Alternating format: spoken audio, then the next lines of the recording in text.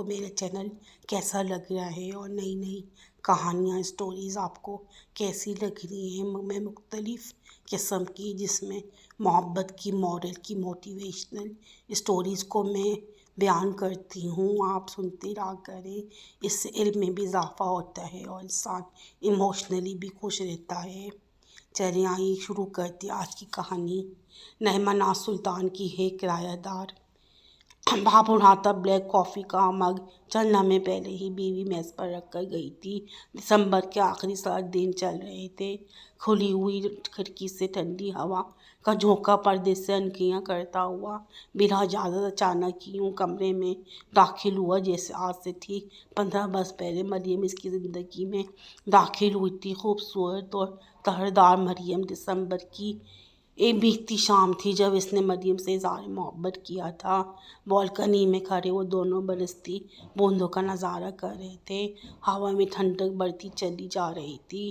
دونوں ہاتھ پینٹ کی جیبوں میں گھسائے اس نے بغور مریم کو دیکھا تھا جس کی رنگت آج اور بھی گلابی لگ رہی تھی. بھیگتی گلابی شام نے اس کی رنگت اور آنکھوں کی لو اور بھی روشن کر دی اور چمکدار بنا دی تھی. سیدھی مانگ بنا کر اس نے اپنے بال سمیٹے ہوئے تھے. ہاتھ میں گلاب کی وہ بھیگی کلی تھی جو عفان نے اسے کچھ دیر پہلے دی تھی. اپنی مومی انگلیوں میں اس کی کلی کو تھامے وہ بہت بڑی ماہویت سے بارش کا نظارہ کر رہی تھی. مریم مجھے تم سے محبت ہو گئی ہے. عفان اچانک ہی بولا تھا.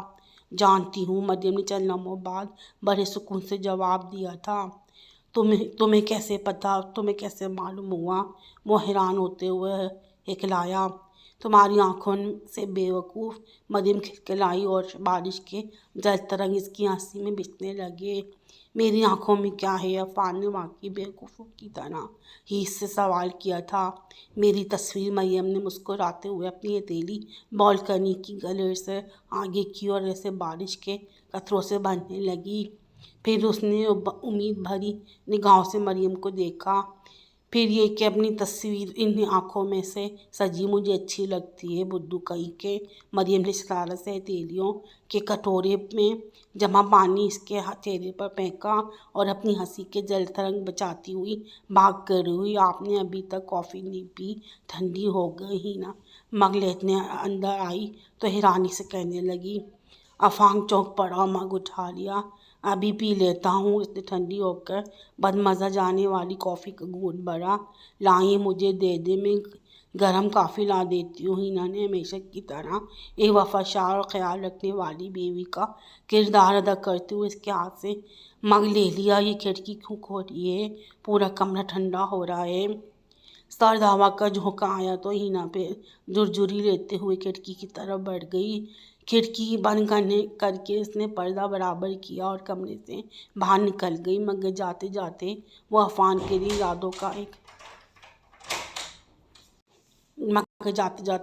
کے لیے یادوں کا دریچہ ضرور کھول گئی تھی.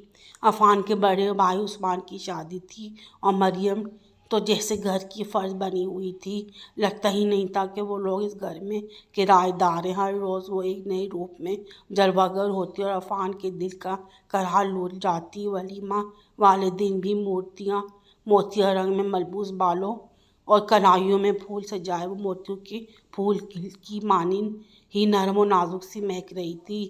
ان دنوں دل کا عالم ہی کچھ اور تھا. دل تھا کوئی اور پرندہ جو آسمان کی وسعتوں میں پرواز کر رہا تھا. اپنی ہی ترنگ میں اوپر ہی اوپر اڑتا چلا جا رہا تھا. آنکھیں تھیں کہ خوابوں کا ایک جہاں اپنے اندر آباد کیے ہر وقت جگمگ کرتی رہتی تھی. مریم کو دیکھنے کے اور بات کرنے کے وہ بہانے ڈھونڈتا تھا. ان دنوں ہر صبح بڑی خوبصورت اور ہر شام بے حد حسین لگتی تھی. بس ایک ہی مشغلہ تھا خواب دیکھنا اور ان خوابوں کو مریم کو سنانا جنہیں اپنی خوبصورت مسکراہٹ کے ساتھ وہ بڑی محبت سے سنتی تھی.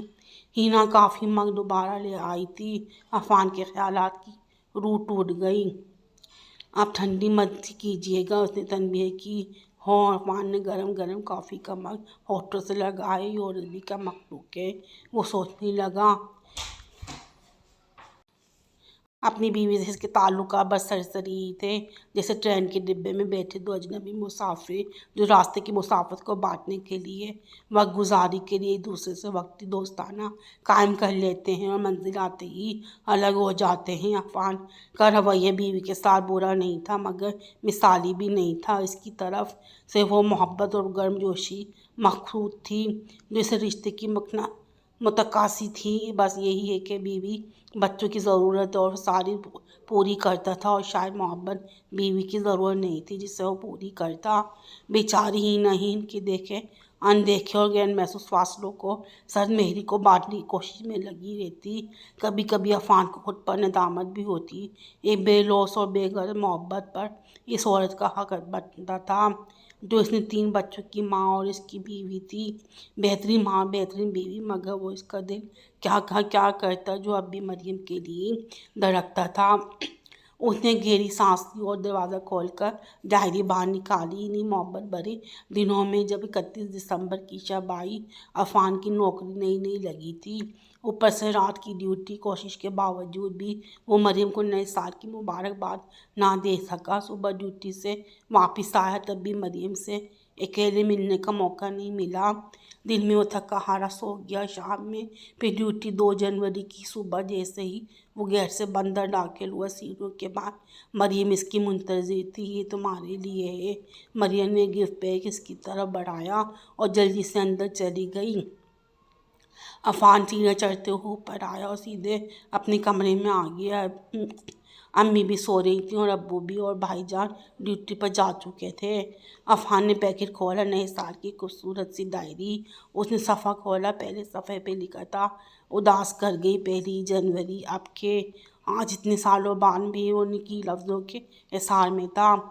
اسی محبت بھرے شکوے نے اسے اپنے گہرے میں لیا ہوا تھا جس کا اظہار مریم نے اس سے کیا تھا۔ عفان بنا پلک جھپکے انہی لفظوں کو پڑھ رہا تھا۔ دسمبر کے آخری دنوں میں اس کی یادوں کی لو بہت تیز ہو جاتی تھی۔ جانے وہ کہاں ہوگی، کیسی ہوگی، کس حال میں ہوگی۔ عفان تک کافی گھونٹ بھرتا رہا اور سوچتا رہا۔ اس کی سر توڑ کوششوں کے باوجود بھی مریم اس کی شادی نہ ہو سکی۔ امی بالکل راضی نہیں تھیں۔ چچوری ہے اور خاندان میں بھی پتہ نہیں کیسا ہے، مجھے تو اچھے نہیں لگتے یہ لوگ، بس ٹھیک ہے، کرایہ دار ہیں، اس سے آگے رشتہ داریاں بڑھانے کی ضرورت نہیں ہے۔ امی نے عفان کی خواہش سن کر تبصرہ کیا تھا، پھر بیٹے کی ضد سے مجبور ہو کر انہوں نے مریم کے لیے رشتہ دیا، مگر وہاں سے انکار ہو گیا۔ وہ لوگ برادری سے باہر رشتہ نہیں کرتے تھے اور ویسے بھی مریم کا رشتہ اس کے خاندان میں ہی ہو رہا تھا۔ ابھی چند دنوں میں ہی انہوں نے گھر میں خالی کر دیا اور کہیں اور چلے گئے۔ عفان کی دنیا اندھیرا ہو گئی۔ پہلی محبت کا نشہ اور اس کی ناکامی کا داغ بڑا گہرا ہوتا ہے۔ مہینوں لگے اس کو سنبھلتے۔ مریم کو ڈھونڈنے اور پانے کی تمام تر کوششیں ناکام ہو گئیں۔ اس کی زندگی میں ہی نہ آ گئی، زندگی میں تو آ گئی مگر دل میں نہیں۔ دل میں تو وہی دشمن جاں بڑی شان سے برا جمان تھی۔ بیتے ہوئے لمحوں کی چھوٹی چھوٹی باتیں بھی اس کو اس طرح یاد تھیں جیسے کل ہی کی بات ہو۔ عفان نے پہلی بار اسے سرخ دھبکتا گلاب دیا اور کہا تھا کہ یہ محبت کی علامت ہے۔ اس وقت مریم کا چہرہ خود ایک کھلا گلاب بن گیا تھا۔ اس کے لرزتے ہونٹ اور اٹھتی گرتی پلکیں، کچھ گھبرایا کچھ شرمایا سا وجود، سب کچھ آج بھی اس کے دل پر نقش تھا۔ آنکھ کے پردے اب بھی وہ منظر ویسے ہی تازہ تھا۔ منیرہ خالہ کے گھر جانا ہے اگلے ہفتے، ہینا نے کھڑے کھڑے اسے یاد دلایا۔ ہاں، عفان نے کچھ سوچتے ہوئے سر ہلا دیا۔ کیا دینا ہے، کیا مطلب ہے، کتنی رقم، ہینا نے پوچھا۔ عفان کے خالہ زاد بھائی کی شادی تھی، جو بھی دے دو یار، تمہاری مرضی۔ عفان ایک دم ہی کچھ بیزار سا ہو گیا تھا۔ 1-2 دسمبر کی ان آخری سرد راتوں میں درد کی چبھن اور کچھ اور اضافہ ہو جاتا تھا، مگر اس درد میں ایک میٹھی میٹھی سی کسک بھی تھی۔ اچھا، ہینا نے گہری سانس لی۔ وہ اتنے سالوں میں شوہر کے مزاج کے سبھی موسموں سے آشنا ہو گئی تھی۔ عفان کی خاموشی اور بیزاری کو محسوس کر کے وہ کمرے سے باہر نکل گئی۔ 31 दिसंबर की रात हमेशा की तरह तकरीबन सारी दुनिया में ही हंगामा खेज थी। एक दुनिया नए साल की आमद का जश्न मना रही थी और अफान आज की रात यादों के चिराग जलाए बैठा था। इन चिरागों की लू आज और दिनों की निस्बत बहुत बुलंद थी कि पुराने साल की गुजरी साथों और आने वाले नए साल के यही लम्हात थे जब मरीम इसकी ज़िंदगी से निकल कर इसे दर्द के एक नए जहां में छोड़ गई थी। वह हर साल की तरह इस साल भी आखिरी रात में इन्हीं लम्हों में कोई हो या रहता चाहता था, मगर इस दुनिया में रहते हुए अपनी एक अलग दुनिया में रहना बहुत मुश्किल होता है। अफान आज के दिन हमेशा की तरह मरियम की मोहब्बत और यादों का मेला नहीं सजा सकता था। आज मुनीर खाला के बेटे की बारात थी और कल नए साल का पहला दिन वलीमा था। दोनों तकरीब में अफान की शिरकत महर और याद लाजमी थी। टाई तो बड़ी खूबसूरत है, रेशमी चोड़ा चूड़ियाँ पर बड़ा रेशम साथ इसकी टाई को थामे हुए था। बांधने वाले भी तो खूबसूरत है। अफान के लबों पर शरार चमकी। देने वाला ज़्यादा खूबसूरत है, मरियम के अंदाज में तकाफर था। ये टाई इसने अफान को गिफ्ट दी थी। अफान के पास और बाकी चीज़ों और यादों की तरह ये टाई भी आज तक महफूज थी। जब कभी वो ये टाई लगाता वो कोमल लम्स से अपने गहरे में ले लेता। आज भी ये टाई इस्तेमाल करते हुए इसे शिद्दत के साथ मरियम याद आ गई थी। शादी की तकरीब वैसे ही थी जैसे कि अमूमन ये तकरीब होती हैं, रंग रोशनी, खुशबू और मुस्कुराहटें। अफान भी बनावटी मुस्कुराहट के साथ महफिल में शरीक था। कम अज़ कम आज की रात तो वो अपनी और मरियम की यादों के साथ अकेला ही रहना चाहता था, मगर इस वक्त तो दुनियादारी निभानी थी और वो यूं ही बेमकसद खड़ा था। जब किसी की मदर हंसी सुनकर उसने बेख्तियार ही मरियम याद आ गई। खुलते शगुफ्ते जैसे महकती खुशबूदार हंसी अब तक इसके कानों में रस घोलती थी। काश और मुझे मिल जाती। एक हैसत भरी आह दिल की गहराइयों से निकलती और शायद वक्त कबूलियत का था कि करीब से गुजरते चेहरे पर से मरियम की बेपनाह शबात महसूस हुई और खुद को रोकते रोकते जैसे इसके लबों से बेख्तियार वही निकला। मरियम गुजरने वाली हस्ती एकदम चौंक कर इसे देखने लगी। आप मरियम है ना? अफान की जुबान लटखड़ाई। जी हाँ, मगर आप? वो शनासा चेहरा तजब्ब का शिकार और नजर आया। मरियम से रापा सवाल थी और अफान मुजस्सम हैरत। मुझे पहचाना नहीं, इसके लहजे में सवाल नहीं, दौड़ दुख और यह बेयकीनी थी। मैं अफान हूँ। मरियम की अजनबी भरी खामोशी पर वो तड़प कर बोला था। अफान? मरियम ने इसका नाम दोहराया। आप शायद हमारी कोई से माली मकान रहे होंगे। दरअसल हमने किराए के मकानों में ही उम्र गुजारी है। बहुत अरसे बाद कोई मिलने वाला एकदम से जहन में नहीं आता। मरियम बेहद तकल्लुफ़ से बोल रही थी और अफान बेहद तकलीफ से इसे देख रहा था। अच्छा मैं चलूँ? दरअसल मैं अपने बेटे के लिए पानी लेने आई थी। उस तरह अजनबी चेहरे पर सजाए आगे बढ़ गई। ना जी भर के देखा, ना कुछ बात की। बड़ी आरज़ू थी मुलाकात की। मुझे इस मुलाकात की इतनी ख्वाहिश क्यों थी? मैं क्या कहना चाहता था, क्या सुनना चाहता था? अफान वहीं खड़े कर हैरत से सोच रहा था। क्या पिछले 15 बरसों में इसमें वाकई मोहब्बत का शिकार था या वो सब वहम व गुमान था? वो अपने ख्वाबों के किलों को बड़ी बेबसी के साथ मसमार होता देख रहा था।